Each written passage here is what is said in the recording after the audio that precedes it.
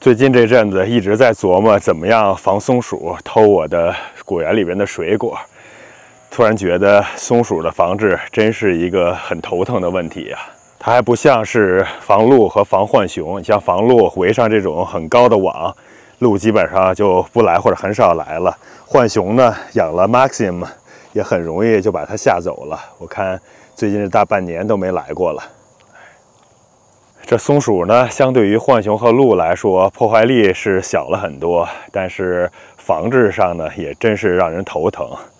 我几乎是试遍了能够查到的各种各样的办法了，今天就来给大家说一说。首先是物理上的防护，一般讲，如果把这些树的树干用铁皮呀，或者是很光滑的东西，或者是塑料片给它包裹住，那可能松鼠就没有机会能爬上去了，因为它滑嘛。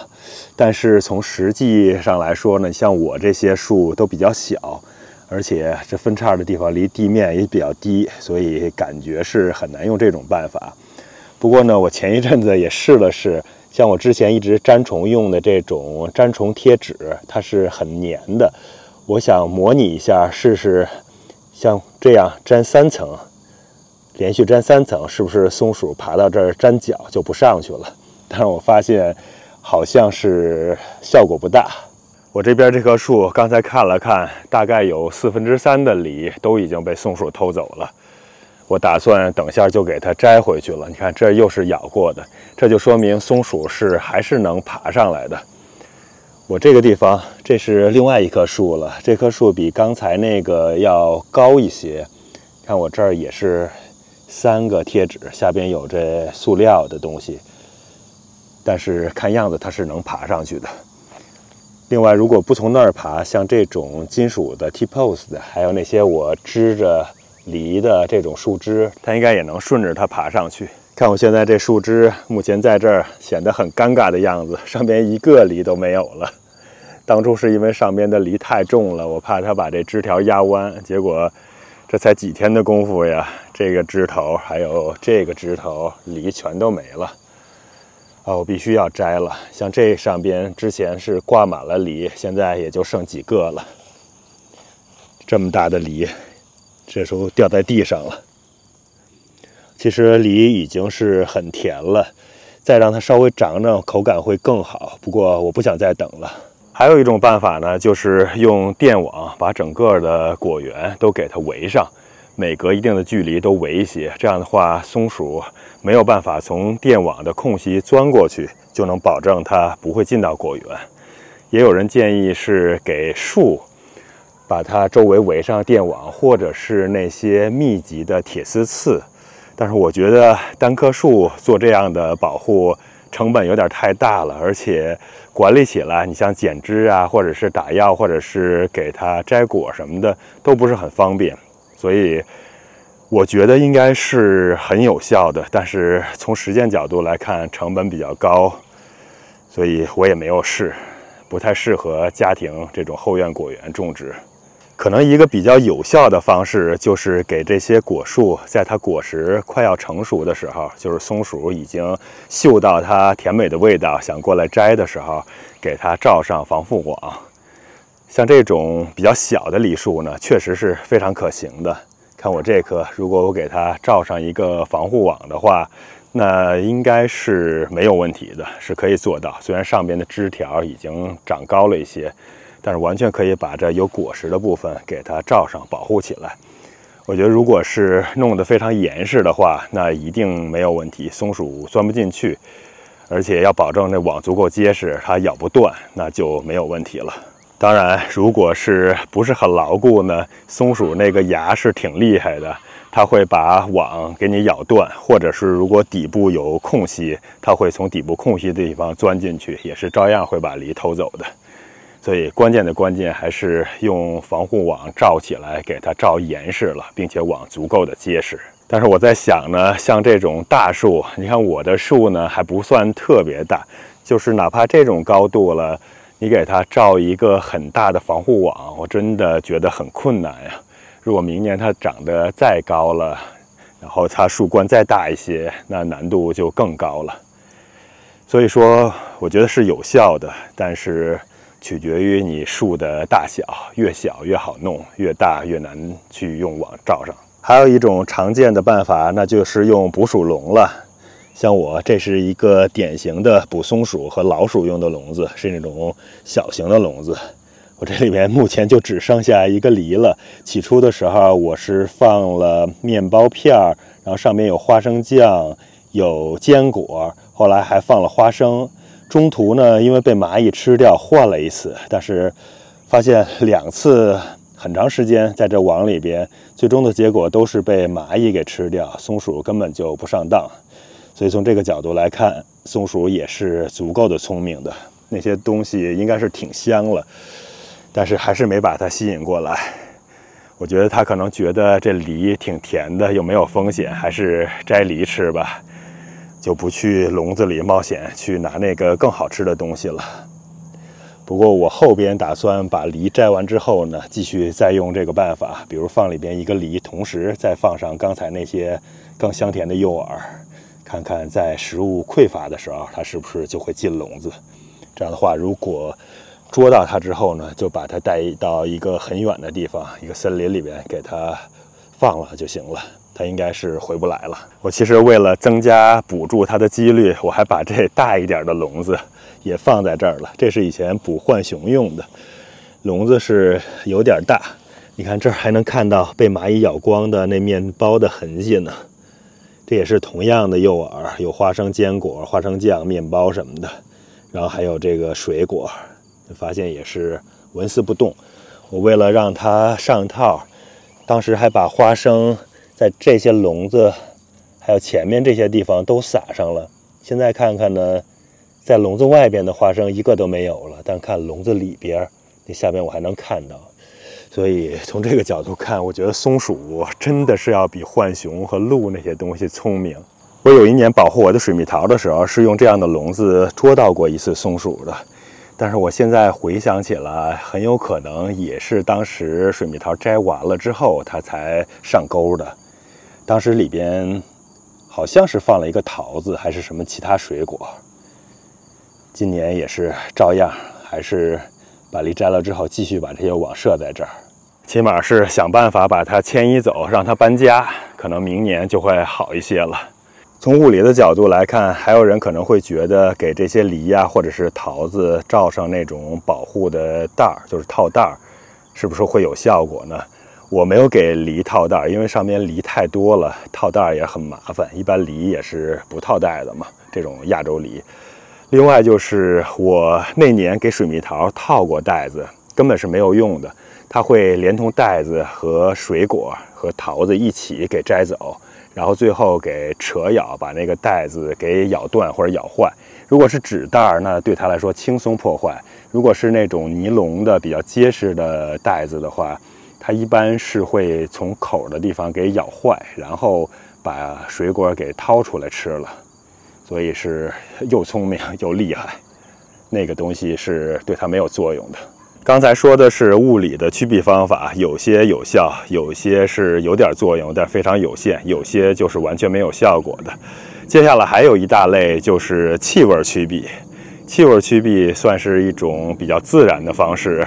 其实气味驱避的原理也挺简单的，这些野生动物呢，它会特别讨厌一些特殊的气味或者是天敌的一些味道。所以说从这个角度看呢，如果放一些特别刺激的东西在附近，或者是有天敌的尿呀什么的，会有一定的作用。但是从实际使用的角度看呢，比如说天然的那些刺激性的东西，像什么辣椒水呀、薄荷油啊、大蒜水呀，还有那种食醋、白醋什么的，特别浓郁的那些味道，如果喷在果树周围啊，或者是树干附近啊，那有一定的效果。但是呢，我只能说是非常非常的有限，可以试一试。这些东西放在果树周围，松鼠也就是一个晚上，有可能觉得太难闻了，或者是太难受了就不来了，但是第二个晚上大概率就会来了。另外就是这些东西一旦是下场雨，那就一点作用都没有了。像我这些地方特别潮，经常下雨，或者傍晚降了露水，这气味第二天基本上就没多少了。你像那个狼呀，或者是狗呀，我看有卖这些狼尿、狗尿的，我不知道狼怎么样啊，我没有买过那些东西。你像我让 Maxim 在这梨树附近拉臭啊，还有尿尿啊，经常好多回了。你像 Maxim 拉的臭特别臭，他经常在这附近拉，然后我故意不给他收拾，每次我走到这儿都能闻到他那臭狗屎的味道。但是你发现，同时就会发现掉落在地上被那些松鼠啃过的梨，所以说这种天敌的尿应该是没什么用的，至少是狗尿、狗屎这种味道它是不怕的。然后人的气味它就更不怕了。你像我经常在这附近活动，然后像我经常拿东西来这割草，还有手摸各种各样的东西，这些味道就毫无作用，所以只能是理论上可能觉得有点作用，但实际上并没有。去味驱避呢，那种效果更强、味道更大的，可能是网上购买的那种商用的动物驱避剂，有喷雾的呀，有颗粒状的，还有那种袋装的，可以挂在树上的。应该是能有一点点的效果，但是你如果买了之后呢，可能性价比是超低的。像刚才说的，可能有1天2天的作用，很短时间有效，或者根本就不起作用。你像比如说我这棵树，如果要想用那种商用的，我看了看亚马逊上好像卖的还挺贵，大概都是20几块钱到30块钱，有8包或者是10包的。像我如果每棵树上挂一个的话，那这20多块钱的成本，然后挂上去之后，哪怕它能有几天的效果，就算是1周的效果，然后下场雨没用了，那你还得再挂。我在想，这梨从它开始膨大变甜到成熟，那还是有点时间的，感觉很不实用。买了之后呢，它可能有一定几率没有作用，即便有作用呢，效果也非常短暂。最重要的就是性价比实在是太低了。第3大类呢，就是声音或视觉的那种微吓。你像可能刚才已经注意到了，我这种动物驱避器，这是我当年防鹿的时候用的。当年防鹿防浣熊，把它设在桃树的周围，感觉好像是有1周，大概1周或者10天左右是有效的。你看我从它这儿过，它是能发出那种超声波的声音的，滴滴滴滴的那种响。还有这个晚上的时候应该能看到它发出一个红光，但是现在看不太出来。这是太阳能的，放在这儿反正一直就会起作用。那边的那个一直在响。我是2个对面，一边一个。其实它的覆盖范围非常广，但是大家也能看到了，即使是有这种动物驱避器，你看这种，还有这种东西，根本是没什么用，这梨照样丢，松鼠照样是会来的。这种超声波的驱避器呢，我也是觉得是没有多少性价比的东西。现在看亚马逊上售价已经非常高了，比我那年买的时候感觉又贵了，有将近1倍了，看起来。所以从我的实验效果来看，这东西用途真的不大，没有太明显的作用。还有一种办法，就是在果园的周围或者是树上挂那种猫头鹰的模型啊，或者在树底下放一些蛇的模型啊，应该是能短暂的吓到松鼠。但是像松鼠这种东西很聪明嘛，它适应环境能力也很强。如果它看到不动，或者它很容易就能发现这东西是假的，是骗它的，所以也是没有太大的作用。通常的建议是给它经常换位置。但是效果有多少呢？大家可以试一试。我觉得与其是放模型的话，我不如把 Maxim 就关在这果园，给它在果园这儿搭一个小窝，让它守在这儿。那样的话应该是很有效果的。即便是松鼠能爬在树上，但是它看到狗在下边一直朝它叫，或者一直试图追捕它，那它也没心思偷梨了。它投完梨至少得下树吧，下了树之后要一不小心被狗给咬到，那就命没了。所以我觉得养狗还是应该是非常有效的。